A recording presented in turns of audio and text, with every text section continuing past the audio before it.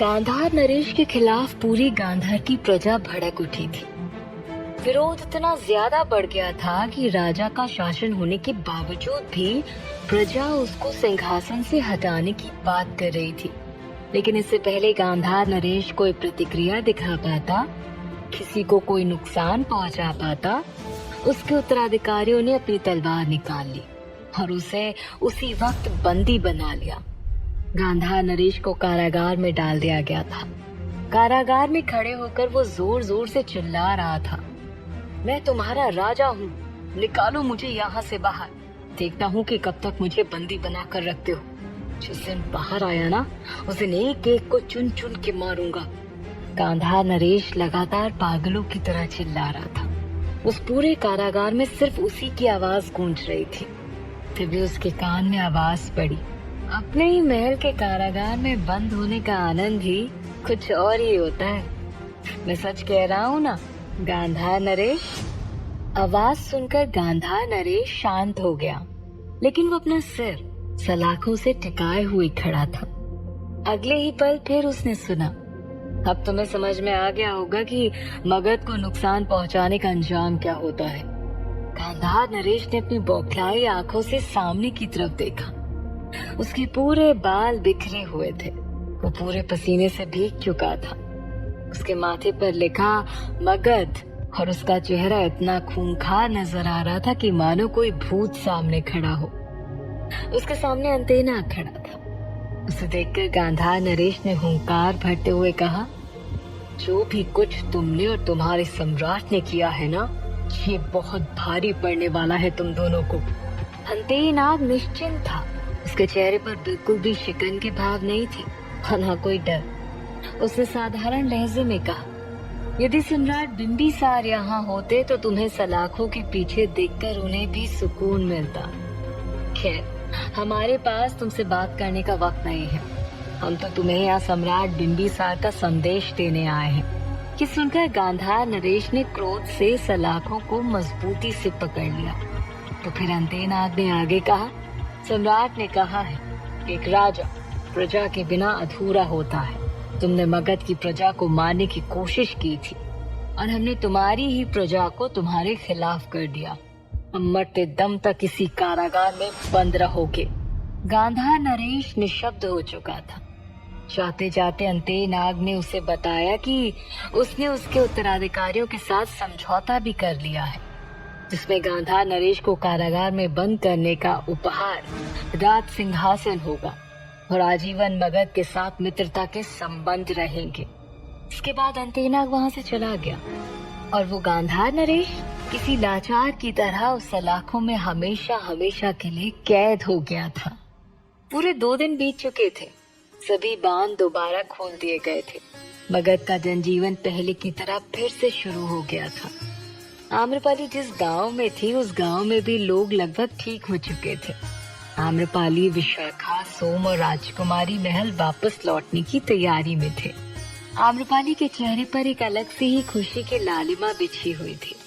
राजकुमारी अपना सामान लेकर उसके पास आई। उस वक्त आम्रपाली गांव के छोटे छोटे बच्चों को कुछ उपहार दे रही थी। राजकुमारी ने उससे चलने के लिए कहा। आम्रपाली उन सभी बच्चों को उनका ख्याल रखने का कहकर वहाँ से चली गई। गांव के अंदर के लोग एक एक करके आम्रपाली से मिल रहे थे। सभी ने हाथ जोड़कर आम्रपाली का धन्यवाद किया। सबसे शुरुआत में जो महिला बुजुर्ग उससे मिली थी, वो एक बार फिर सामने आई और आम्रपाली के सिर पर हाथ फेरते हुए कहती है, सौभाग्यशाली है सम्राट जो तुम उनके जीवन में हो। तुम दोनों की जोड़ी हमेशा सलामत रहे। इसके बाद सभी आम्रपाली की जय जयकार करने लगे। आम्रपाली की जय हो, आम्रपाली की जय हो। उन लोगों से विदा लेते समय आम्रपाली की आंखें भर आई थी। उसने कहा, आप लोगों ने मिलकर हमारा साथ दिया, इसलिए हम हमेशा आप सभी के आभारी रहेंगे। इतना सारा समय कब गुजर गया पता ही नहीं चला। उम्मीद करते हैं आप सबसे दोबारा मुलाकात होगी। आम्रपाली के लिए वो सब एक परिवार की तरह बन चुके थे, जिनसे दूर जाने की तकलीफ उसे सता रही थी। आम्रपाली की जय जयकार के जोर जोर से नारे लग रहे थे। धीरे धीरे करके आम्रपाली गांव के मुख्य द्वार की तरफ बढ़ रही थी और पूरा गांव उसके पीछे पीछे आ रहा था। जैसे ही वो मुख्य द्वार के पास पहुंची, उसने देखा सामने मगध के ढेर सारे सैनिक दो अलग अलग पंक्ति में खड़े हैं। उन सब के बीचों बीच मुख्यमंत्री वसुदेव और उनके पीछे एक बड़ा सा रथ खड़ा था। मुख्यमंत्री वसुदेव को देखकर आम्रपाली असमंजस्य में थी। अब तक आम्रपाली मुख्यमंत्री वसुदेव से एक बार भी नहीं मिली थी। वो उलझन में थी। विशाखा, जो कि आम्रपाली के साथ ही थी, उसने मुख्यमंत्री वसुदेव के बारे में उससे बताया। तभी मुख्यमंत्री वसुदेव अपने घोड़े से उतरकर आम्रपाली के पास आए। उन्होंने आदर भाव के साथ आम्रपाली के सामने सिर झुकाकर उसका अभिवादन किया और कहा, देवी आम्रपाली, आज आपके दर्शन करके हम धन्य हो गए। लोगों के मुख से आपकी सराहना तो सुनी थी, लेकिन किस हद तक लोग आपको अपना मसीहा समझ रहे हैं कि आज हमने अपनी आंखों से स्वयं देख भी लिया। आम्रपाली ने भी मुख्यमंत्री वसुदेव के सामने हाथ जोड़े और कहा, मुख्यमंत्री वसुदेव जी, आपको भी हमारा सादर प्रणाम। लेकिन आप यहाँ अचानक? हमारा मतलब है कि आपके आने की वजह हम समझ नहीं पाए। मुख्यमंत्री वसुदेव ने सकारात्मक मुस्कान लाते हुए कहा, देवी आम्रपाली, राजमाता स्वयं आपको लेने आई हैं। राजमाता स्वयं लेने आई हैं? ये सुनते ही आम्रपाली आश्चर्यचकित हुई थी। उसके चेहरे पर उसकी हैरानी के भाव साफ दिखाई पड़ रहे थे। राजकुमारी और विशाखा को भी यकीन नहीं हो रहा था। उन सब ने एक साथ उस रथ की तरफ देखा। तभी राजमाता उस रथ के पीछे खड़ी पालकी से बाहर आई। राजमाता को देखकर आम्रपाली की आंखों में डर भी था और हैरानी के भाव भी। वो मन ही मन सोच रही थी कि राजमाता से वो क्या बोलेगी। हमेशा की तरह अपने सफेद रंग की साड़ी में माथे पर पीले रंग का तिलक लगाकर राजमाता गंभीर भाव लिए आम्रपाली की तरफ बढ़ रही थी। उन्हें देखकर आम्रपाली का गला अब सूखने लगा था। राजमाता को अपने गांव में पधारते हुए देख गांव वाले राजमाता की जय जयकार करने लगे। उनके सम्मान में सिर झुकाकर घुटनों के बल बैठ गए। विशाखा भी तुरंत घुटनों के बल बैठ गई। आम्रपाली के चेहरे पर पसीने की बूंदें छलक आई थी। तभी राजमाता उसके सामने आकर खड़ी हो गई। उन्हें अपने सामने देखकर आम्रपाली जैसे सुध बुध खो बैठी थी। राजकुमारी और सोमने दोनों ने ही हाथ जोड़कर उनका अभिवादन किया।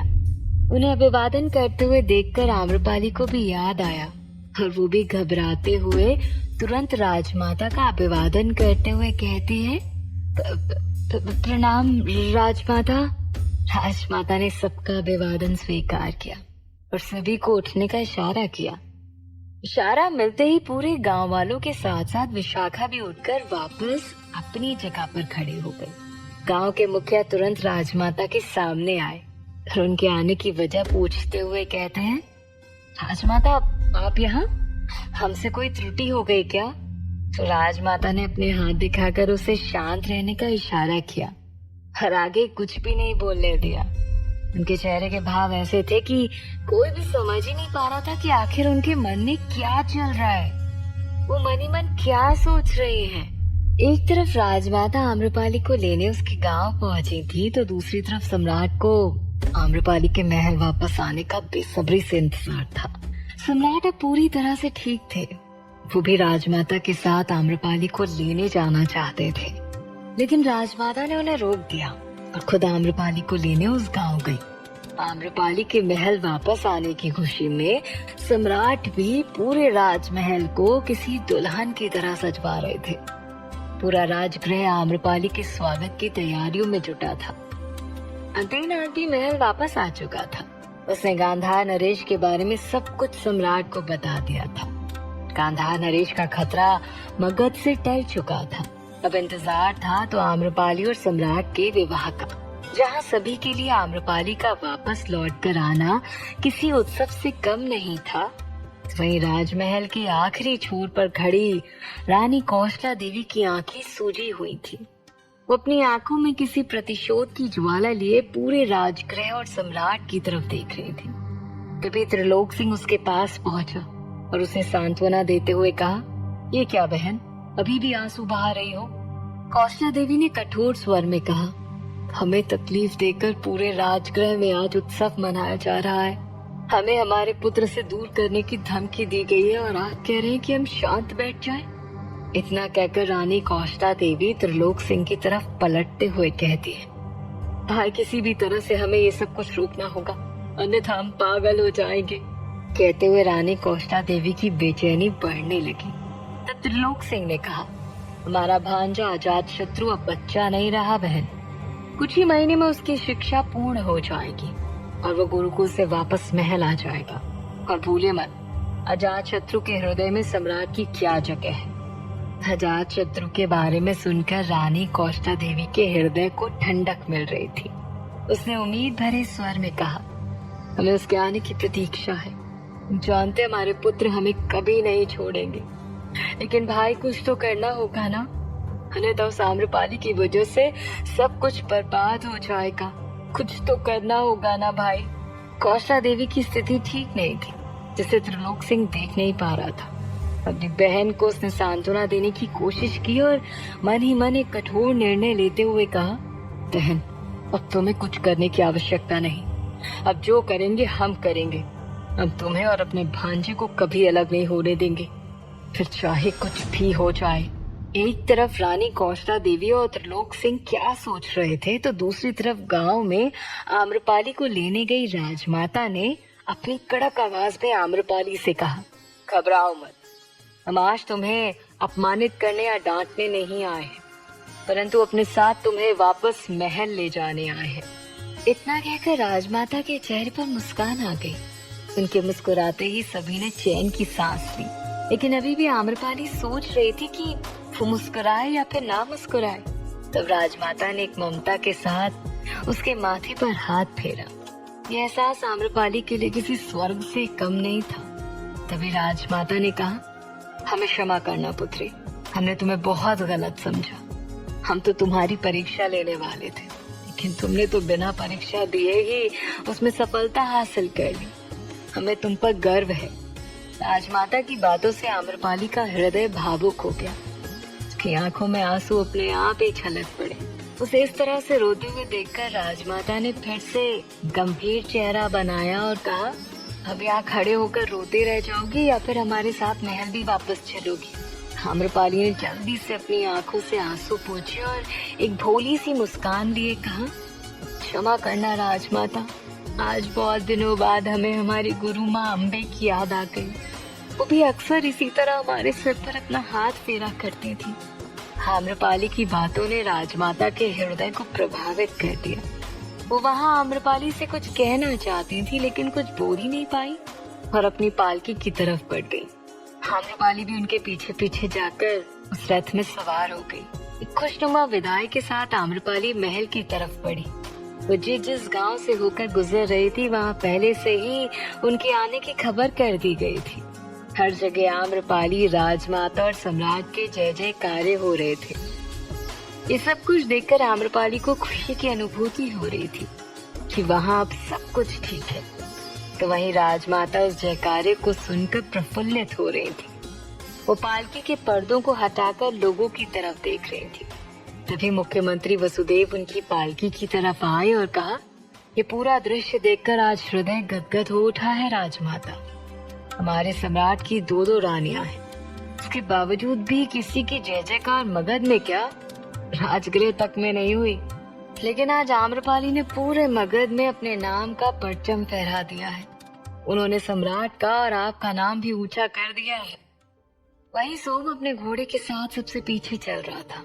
उसे अकेला देखकर राजकुमारी उसके पास आई। वो उससे बात करने की कोशिश करते हुए कहती है, सोम तुम ठीक हो ना?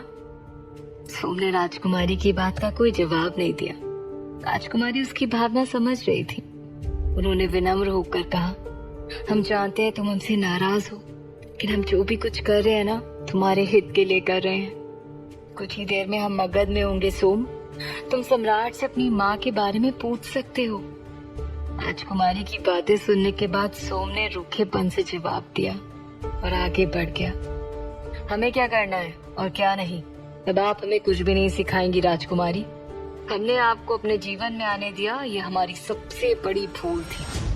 इतना कहकर सोम वहां से चला गया, लेकिन पीछे पीछे राजकुमारी ने खुद से कहा, हम जानते हैं जैसे ही तुम्हें तुम्हारी माँ का सच पता चलेगा तुम अपना सारा गुस्सा भूल जाओगे और फिर पहले की तरह सब कुछ ठीक हो जाएगा। इसी तरह काफी लंबा रास्ता तय करने के बाद सभी राजगृह पहुंचे। जैसे ही उन सभी ने राजगृह के दक्षिणी द्वार में प्रवेश किया, आम्रपाली पर फूलों की बौछार होने लगी। पूरे रास्ते को फूलों से सजा दिया गया था। जैसे जैसे आम्रपाली का रथ आगे बढ़ रहा था, वैसे वैसे ढोल नगाड़ों की आवाज आगे बढ़ती जा रही थी। रास्तों के आजू बाजू लोग खड़े थे और आम्रपाली की जय जयकार कर रहे थे। पूरा राजगृह आम्रपाली के नाम से गूंज रहा था, लेकिन आम्रपाली की नजरें बेसब्री से सम्राट को ढूंढ रही थी। दूर दूर तक सम्राट कहीं भी नजर नहीं आ रहे थे। वो अपने मन में कहती है, क्या सम्राट अभी भी ठीक नहीं हुए? लेकिन विशाखा ने तो बताया था कि वो ठीक हो चुके हैं, पूरी तरह ठीक हो चुके हैं। फिर हमें लेने क्यों नहीं आए? आम्रपाली की बेचैनी अंदर ही अंदर बढ़ रही थी। वो लोग महल के मुख्य द्वार के पास पहुंचे। पूरे महल को दुल्हन की तरह फूलों से सजाया गया था, लेकिन आम्रपाली को इन सभी में कोई दिलचस्पी नहीं थी। इन सबसे कोई मतलब नहीं था। वो तो बस सम्राट से मिलना चाहती थी। आखिर कहाँ गए थे सम्राट? क्या आम्रपाली का स्वागत सही सलामत हो पाएगा? जानने के लिए सुनते रहिए।